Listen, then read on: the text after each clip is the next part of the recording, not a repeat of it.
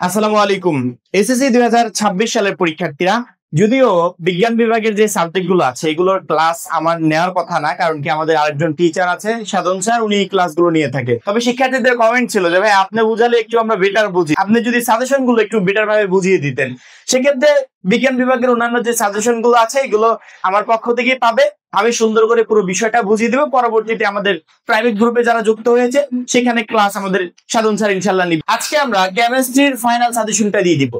যে সাজেশন অনুযায়ী তুমি প্রি টেস্ট পরীক্ষায় প্রিপারেশন নিতে পারবে, ফাইনালি প্রিপারেশন নিবে এবং সেই সাথে টেস্টেও তুমি প্রিপারেশন নিতে পারবে। প্রি টেস্ট এবং টেস্ট দুইটা পরীক্ষায় যখন আমাদের সাজেশন গুলো কাজে লাগবে, এমনিতে তুমি বুঝতে পারবে যে ফাইনাল পরীক্ষার জন্য আমাদের সাজেশন গুলো আসলে কতটুকু কার্যকর ছিল।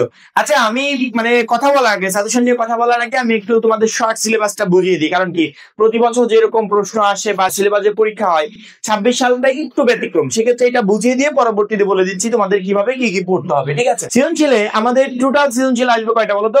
7টা। লিখতে হবে কয়টা? 4টা। আসবে 7টা, লিখতে হবে 4টা। যেহেতু 7টা আসবে, 4টা লিখতে হবে, সেক্ষেত্রে তো সকল চ্যাপ্টার আপাতত সৃজনশীলের জন্য পড়ার প্রয়োজন নেই। আমি যদি যে কোনো 4টা অধ্যায় পড়ে যাই, তারপরে 4 সেট প্রশ্ন আমি ইজিলি কমন পেয়ে যাবো। সৃজনশীলে আমাদের নাম্বার হচ্ছে 40। পরবর্তীতে নতুন একটা সংযোজন 2026 সালের জন্য, সেটা হচ্ছে সংক্ষিপ্ত প্রশ্ন। বুঝতে পেরেছো? সংক্ষিপ্ত প্রশ্ন আসবে 7টা। লিখতে হবে কয়টা? 5টা। একটাতে 2 নাম্বার করে, তাহলে 5টাতে 10 নাম্বার। এই হচ্ছে সেই 10 নাম্বার। পরবর্তীতে বহু নির্বাচনী প্রশ্ন থাকবে কয়টা? 25টা। 25টারই অ্যান্সার করতে হবে, স্কিপ করার কোনো সুযোগ নাই। আমাদের সাজেশনে এই বহু নির্বাচনী 25টার অ্যান্সার যাতে করতে পারো সেই সাজেশন থাকবে। তারপরে সংক্ষিপ্ত 10টাই যাতে কমন পাও সেটাও থাকবে, এবং সৃজনশীল যাতে 4 সেট ইজিলি কমন পাও সেটাও থাকবে। তাহলে এখানে আমাদের নাম্বার হলো কত? 40, 50, 60, 70, 75। আর আমাদের কি আছে বলতো? প্র্যাকটিক্যাল। এই প্র্যাকটিক্যালে 25। এই হচ্ছে টোটাল 100 মার্ক। আমরা প্রথমত এই 75 মার্কের সাজেশনটা দিয়ে দিব। আর প্র্যাকটিক্যালের 25 যখন প্র্যাকটিক্যাল পরীক্ষাটা স্টার্ট হয়, তার আগে আমরা বলে দিব যে শিক্ষকের সাথে কিভাবে কমিউনিকেশন করলে শিক্ষক তোমাকে 25-এ 25 দিতে বাধ্য, সেটাও আমরা বলে দিব।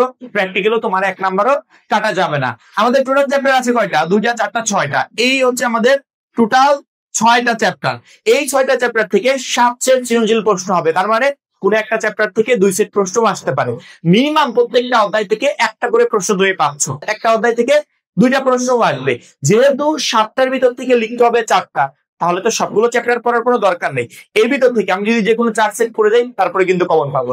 খনিজ সম্পদ পড়ার কথা আমি আগেই বলবো না। কেন বলবো না? আমাদের খনিজ সম্পদ বাদেও আমাদের অন্যান্য যে চ্যাপ্টার গুলো আছে, আসলে বিজ্ঞান বিভাগে হয় কি জানো, যেগুলোতে ম্যাথ আছে, যেখানে বিক্রিয়া আছে, অর্থাৎ এই রিলেটেড যে সৃজনশীল গুলো থাকে, সেগুলো যদি আমরা সলভ করতে পারি, ওইখান থেকে 1 নম্বরও কাটার সম্ভাবনা থাকে না। অনেক সময় মনে ভয় থাকে না যে হাতে লেখার জন্য শিক্ষক নাম্বার কেটে নিল, বা আমি লেখা একটু ব্যাকাতারা হয়েছে সেই জন্য নাম্বার কেটে নিল, নিতেই পারে। কিন্তু এই সাবজেক্ট গুলোতে তুমি যদি সুন্দর করে গুছিয়ে প্রশ্নের অ্যান্সারটা করতে পারো, হাতে লেখা ব্যাকা হলেও নাম্বার পাবে। যদি ভুল হয় পরবর্তীতে সঠিক করে দিতে পারো, সেক্ষেত্রেও তুমি পুরো নাম্বার পাবে। অর্থাৎ এই অধ্যায়গুলো থেকে নাম্বার কাটার কোনো অপশন থাকে না। এই জন্য আমরা চেষ্টা করব যে 3 নাম্বার অধ্যায়, 4 নাম্বার অধ্যায়, 5 নাম্বার এবং 6 নাম্বার, আমরা যদি এই 4টা অধ্যায় যদি পড়ে যেতে পারি পরীক্ষায়, এখান থেকে মিনিমাম 4 সেট প্রশ্ন তুমি ইজিলি কমন পেয়ে যাবে। 4 সেট প্রশ্ন কমন পেয়ে যাবে। এখান থেকে 4টা তুমি কমন পেয়ে যাবে, 4টার অ্যান্সার করতে পারো। এখন তুমি বলতে পারো যে ভাইয়া 4টা প্রশ্ন আসবে, অনেক সময় অনেকটা কম মিস হতে পারে, অনেক সময় খটা আনকমন আসতে পারে। সেক্ষেত্রে আমি 4টা পড়তে চাচ্ছি না, আমি চাচ্ছি 5টা সৃজনশীল প্রশ্ন আমার কমন আসুক, তাহলে আমি এখান থেকে যে কোনো 4টার অ্যান্সার করতে পারবো। তাহলে তুমি 3 থেকে 7 নাম্বার অধ্যায় পর্যন্ত পড়। 3, 4, 5, 6, 7, এই 7টা অধ্যায় তুমি পড়ে যাও। যদি এই 7টা অধ্যায় পড়ে পরীক্ষার হলে যেতে পারো, আমার মনে হয় না যে এখান থেকে মিস হবে। এই ইনশাআল্লাহ 5টা থেকে 5টা প্রশ্ন তোমার কমন আসবে, সেখান থেকে যে কোনো 4টার অ্যান্সার তুমি বেছে বেছে করতে পারবে। আর লাস্টে খনিজ সম্পদ, গুরুত্বপূর্ণ একটা অধ্যায়, গুরুত্বপূর্ণ অধ্যায়। তারপর আমরা সাজেশনে অ্যাড করছি না কেন? কারণ খনিজ সম্পদ থেকে অনেক সময় সৃজনশীল লিখতে হয়, লিখে আনসার করতে হয়। ওই লেখার উপর থেকে দেখা গেল শিক্ষক 1-2 নাম্বার কমিয়ে দেয়। অনেক সময় কাটাকাটি হতে পারে, লাইন লেখাতারা হতে পারে, হাতের লেখা ভালো না হলে অনেক শিক্ষক নাম্বার কমিয়ে দেয়। যদিও রাইট না এইগুলোর যে হাতের লেখা খারাপ হলে আপনারা নাম্বার কেটে নেবেন, তারপরেও আমরা অতটা রিস্ক নিচ্ছি না। যদি কারোর কাছে মনে হয় যে ভাইয়া এই 5টা চ্যাপ্টার থেকে আমার কাছে কোনো একটা চ্যাপ্টার একটু কঠিন মনে হচ্ছে, তখন গিয়ে তুমি এই 11 নাম্বার অধ্যায়টা ইনক্লুড করতে পারো। 11 নাম্বার অধ্যায়কে ইনক্লুড করে যদি যে কোনো 4টা চ্যাপ্টার পড়ে যাও, সেখান থেকে সম্ভাবনা আছে 5 সেট প্রশ্ন কমন পাবে। 11 নাম্বার অধ্যায় ইনক্লুড করে যদি যে কোনো 5টা চ্যাপ্টার পড়ে যাও, সেখান থেকে সম্ভাবনা আছে 6 সেট পাওয়ার। অর্থাৎ 11 নাম্বার অধ্যায় থেকে 2 সেট প্রশ্ন কমন পাওয়ার চান্স আছে। ঠিক আছে? এই হচ্ছে আমাদের সৃজনশীলের সাজেশন। এখন তোমার কাছে কোন চ্যাপ্টার গুলো সহজ মনে হয় বা তুমি কিভাবে পড়তে চাও সেগুলো তুমি পড়তে পারো। এবং প্রত্যেকটা চ্যাপ্টার কমপ্লিট করার আগে আমি একটা গুরুত্বপূর্ণ কথা বলে রাখি, আমার এই কথাটা মাথায় রাখবে। শর্ট সিলেবাস সামনে না নিয়ে কোনো চ্যাপ্টারে হাত দেওয়া যাবে না। যেহেতু শর্ট সিলেবাস আছে, কোন কোন পার্ট গুলো আমাকে পড়তে হবে, কোনগুলো অধ্যয়ন করতে হবে, একটা চ্যাপ্টারের ভিতর কোন অংশগুলো পড়তে হবে সেটা কিন্তু শর্ট সিলেবাসে ক্লিয়ার করে নাম মানে চ্যাপ্টারের ভিত্তিক কিন্তু উল্লেখ করা থাকে যে এই পার্টটা পড়তে হবে, এই পার্টটা বাদ দিতে হবে, এই অংশগুলো পড়তে হবে বা উল্লেখ করা থাকে। ওই অংশগুলো দেখে দেখে পড়বে। শর্ট সিলেবাসে একটা নাই, তুমি সেটাতে প্রিপারেশন নিয়ে নিলে ওইখান থেকে তার প্রশ্ন আসবে না।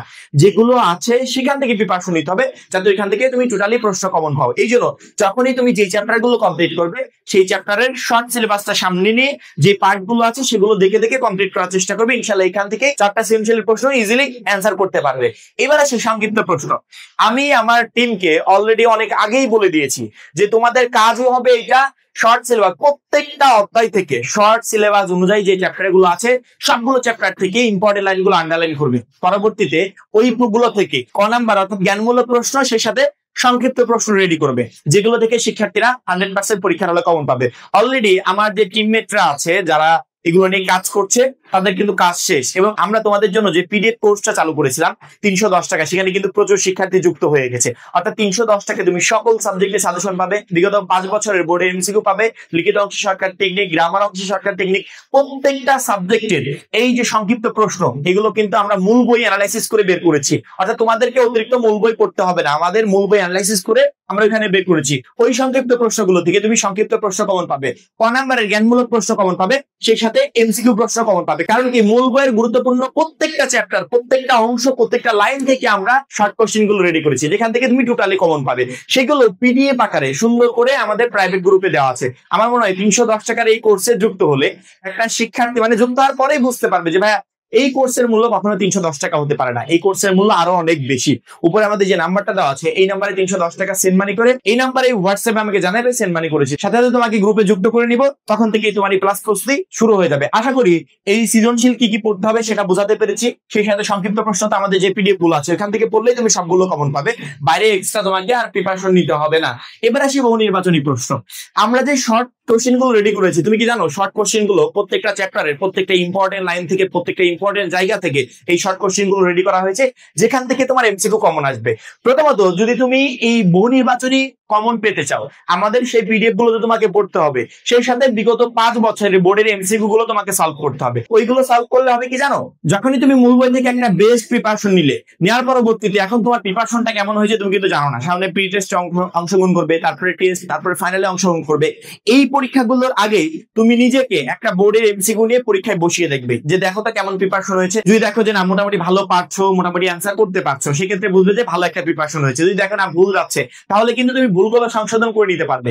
এই সংশোধনটা পরীক্ষার হলে গিয়ে করতে পারবে না, তোমাকে এখনই বাসায় বসে সংশোধন করতে হবে। তোমার মূল কাজ হবে প্রথমত মূল বইয়ের প্রত্যেকটা চ্যাপ্টার থেকে কিন্তু আমাদের এমসিকিউ হবে, প্রত্যেকটা চ্যাপ্টার সুন্দর করে পড়বে এবং আমরা যে পিডিএফ গুলো দিয়েছি এই পিডিএফ অনুযায়ী প্রিপারেশন নিবে। পরবর্তীতে বিগত 5 বছরে যে বোর্ডের এমসিকিউ গুলো তোমরা 310 টাকার যে কোর্সটা কিনেছো বা কিনবে এই কোর্সে দেওয়া আছে, এই দুইটা মূল বই প্লাস বিগত 5 বছরের বোর্ড এমসিকিউ, এই দুইটা যদি কমপ্লিট করে যেতে পারো ইনশাআল্লাহ এমসিকিউ তোমার 25টার ভিতর 25টাই কমন থাকবে। তাহলে এই টোটাল 75 মার্ক নিয়ে আমার মনে হয় না যে কোনো শিক্ষার্থীকে টেনশন করতে হবে। এই 75 মার্ক ইনশাআল্লাহ আমাদের সাজেশন অনুযায়ী কমন থাকবে এবং বাদ বাকি যে 25 মার্ক থাকলো পরীক্ষার আগে আমরা বলে দিব যে শিক্ষকের সাথে কিভাবে কমিউনিকেশন করলে 25-এ 25 শিক্ষক তোমাকে দিতে বাধ্য। এই হচ্ছে তোমাদের রসায়নের সাজেশন। এখন এই পর্যন্তই। পরবর্তী ভিডিওর জন্য অবশ্যই চ্যানেলটাকে সাবস্ক্রাইব করে রাখবে এবং যারা এখনো আমাদের এসএসসি 26 টার্গেট প্লাস কোর্সে যুক্ত হওয়া নাই খুবই দ্রুত যুক্ত হয়ে যাবে। সবাই ভালো থাকবে, সুস্থ থাকবে, আল্লাহ হাফেজ।